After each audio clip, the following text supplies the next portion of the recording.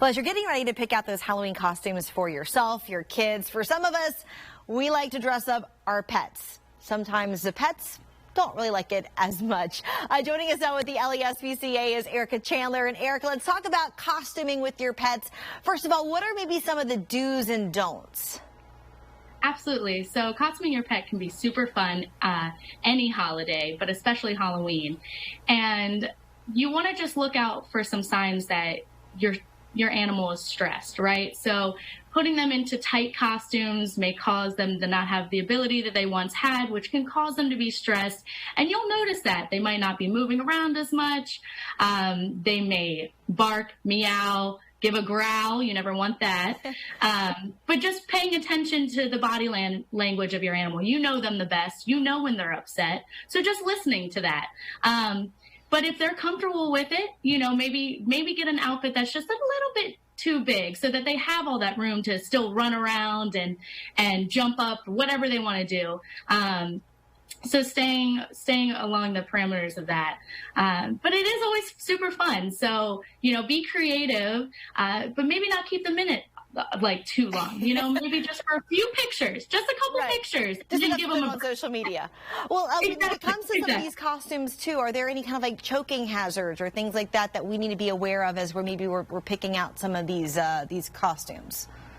Of course. So you want to pay attention to small pieces, anything that might break off, things like that you just stay aware what's on the ground so that they don't try to, especially with dogs, they're going to try to chew at whatever's on them until they break it off. And you don't want any of those pieces getting lodged in their throat or something. But just being aware, giving treats and things like that to encourage them is always safe to do too. Now, speaking of the treats, what are your thoughts about trick-or-treating with your pet?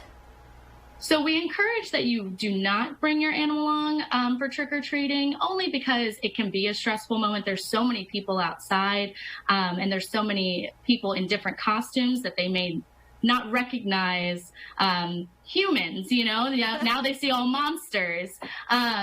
But if you're really insistent on bringing them, just again, make sure that they're safe and with you at all times. You're monitoring who they're interacting with, even when it comes to other animals that may be walking around at night as well. Just making sure also that your animal is up to date on all the things, all in compliance with all the laws of our Chapter 18 ordinances. So you want to make sure your animal is microchipped in case they do get away. We want to be able to find them again. Making sure they're up to date on their rabies vaccine. And if your dog is still intact, making sure they have an intact permit. Things like that so that when they're in the public, they have everything that they need and that you're keeping them safe. Yeah, because we're not just that, there's all kinds of doggy parades and things like that coming up. So you want to make sure that they are ready to go for all of those things as well. And the SPCA right now is also opening up the adoption process once again. So they're now opening up that shelter. If you at home maybe want to take home a furry pet, maybe cat, dog, you can call this phone number right here on your screen. That's 504-368-5191, or visit their website here, LouisianaSPCA.org. It's got a list of those animals that are up for adoption right now that, hey, maybe they enjoy costuming with you, because that's what we like to do here in South Louisiana. So, Erica, thank you so much for your insight. We certainly appreciate you. Thank you for joining us this morning. Thank you so much.